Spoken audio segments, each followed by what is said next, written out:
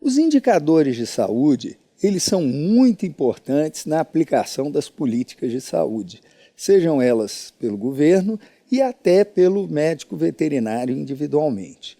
Então, alguns dados do próprio IBGE sobre o nosso país nos mostram importantes dados de indicadores, inclusive sanitários. Então, por exemplo, a população do Brasil, o último dado, IBGE 2017, 209,3 milhões de habitantes. Qual foi a mortalidade infantil, que nos indica morte de crianças nascidas vivas e que morrem antes de completar um ano de vida, que é um importante dado sanitário. Então, 12,4 mortes de crianças antes de completar um ano a cada 1.000 nascidos vivos, lembrando sempre da frequência relativa. Esse dado é de 2018 do Brasil. Quantos filhos por mulher nascem no Brasil atualmente? Os dados do IBGE de 2019 fala em 1,7 filhos por mulher. Isso nos mostra que a população nacional ela está encolhendo, porque são necessários 2 filhos por mulher para manter o mesmo número de habitantes. Isso, claro, tem uma série de cálculos que nos mostram, inclusive, ao longo da vida fértil dessa mulher, quantos filhos ela tende a ter. E aí, hoje, no Brasil, já se diminuiu, a população tende a médio prazo a encolher. Mas ainda temos uma grande proporção de mães adolescentes entre as mães, o que, devido às condições socioeconômicas e culturais atuais, é indesejado, porque normalmente são mães que ainda não completaram sua formação educacional e assim vão ter menos acesso, muitas das quais tendem a abandonar os estudos. Vejam, não é uma lei, mas é uma tendência estatística, e isso vai ter impactos econômicos no futuro, né? Esse dado também de 2019. 47,4% dos brasileiros maiores de 25 anos, dados do Brasil, do governo, do IBGE, têm ensino médio. Veja que isso dado em 2019. Vejam que é uma grande parcela dos brasileiros que não concluem o ensino médio, que também é uma questão a ser resolvida, né, pelo nosso país, aumentar o número de jovens que concluam pelo menos o ensino médio. 16,5% dos brasileiros acima, né, de 25 anos têm diploma superior e 75,3% dos universitários brasileiros estudam em instituições particulares. Esse dado é de 2017, também de censos do próprio governo. Então, todos esses dados são calculados por taxas ou coeficientes e são importantes indicadores da situação de desenvolvimento econômico, social e, portanto, ferramentas importantes também na saúde, esse conhecimento.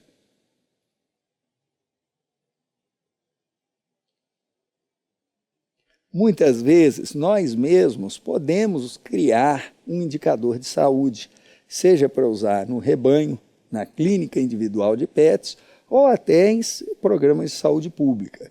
E para se montar um indicador de saúde, nós temos que obedecer a alguns critérios muito importantes. E mesmo esses elaborados pelos estudiosos ao longo de tempos, eles têm que levar em conta esses fatores.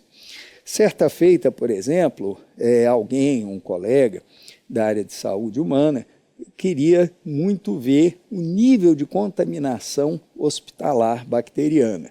Então, obedecendo a esses critérios, foi fácil criar um indicador de contaminação ali dentro do hospital. Vejamos quais são os critérios, então.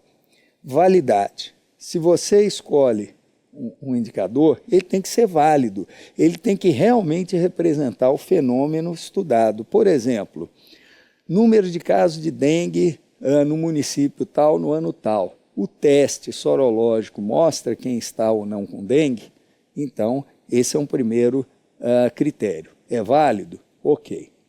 Confiabilidade. Esse resultado é confiável ou ele dá muito erro? Então, esse é outro ponto muito importante. Representatividade ou cobertura.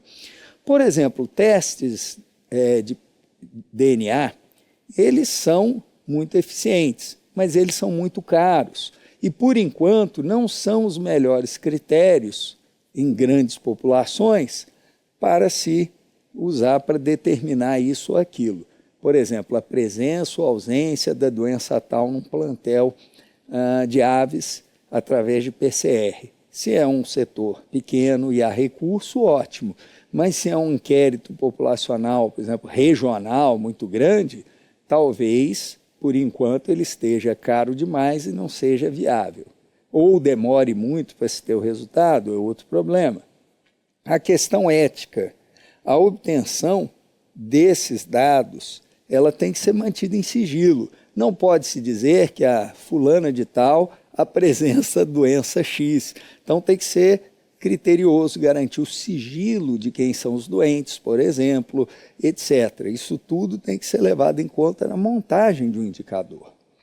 Obtenção. A obtenção dos dados atrapalha o serviço. Imagine uma mulher em trabalho de parto respondendo um questionário naquele momento exato. Tornaria inviável e não seria um bom indicador de saúde. Por exemplo, das mães que ganharam um menino no hospital naquele dia, quantas tomavam acima de tanto de álcool por dia?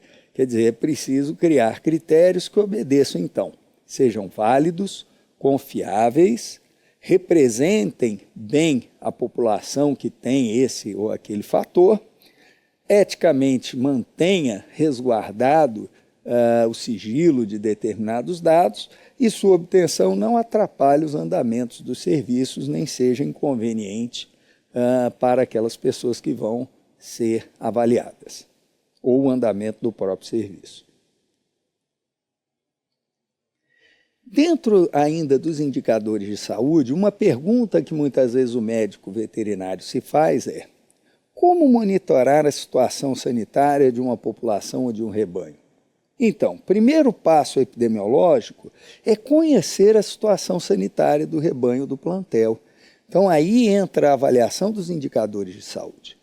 Imagine que você vai montar uma campanha de vacinação de cães e gatos pelo município.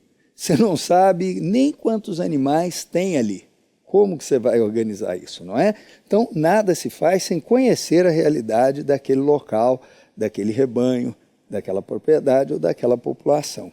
E a partir daí, você vai traçar as ações, implementá-las, mas também vai verificar, após a vacinação, o número de casos caiu, quantos animais foram efetivamente vacinados. Então, esses são os pontos chaves para monitorar e aumentar a eficiência e a saúde daquela população ou rebanho. Também é muito interessante para avaliar a situação epidemiológica, o momento epidemiológico de um agravo. Então, por exemplo, você tem um momento em que tinha X casos por tantos mil habitantes ou por tantos mil animais da doença, mantinha aqui. Janeiro, fevereiro, março, vê que a doença estava presente. De repente, naquele ano, em abril, aqui nós estamos escolhendo um ano, houve um aumento muito grande de casos. Opa, e esse aumento durou aqui de abril até, por exemplo, agosto. Veja, o período de inverno, dependendo da região, depois ele cai. Então, com esse mapa da história natural da doença, a realidade daquela epidemia dentro daquela população, o rebanho, nós podemos ver que a maioria dos casos foi aqui, foi ali, e aí nós vamos traçar medidas para melhorar. É preciso ter os indicadores para que a gente possa avaliar a epidemia naquela população ou rebanho. Só assim podemos traçar medidas. Então é muito interessante, muito importante saber calcular e depois interpretar os resultados. Qual foi o ápice, tal período, qual foi o início e assim por diante.